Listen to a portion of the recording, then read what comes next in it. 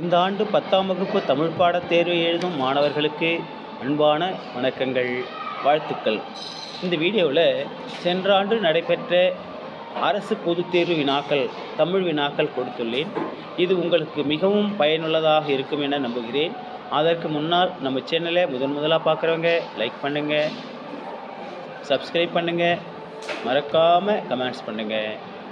வாழ்த்துக்கள். All the best student.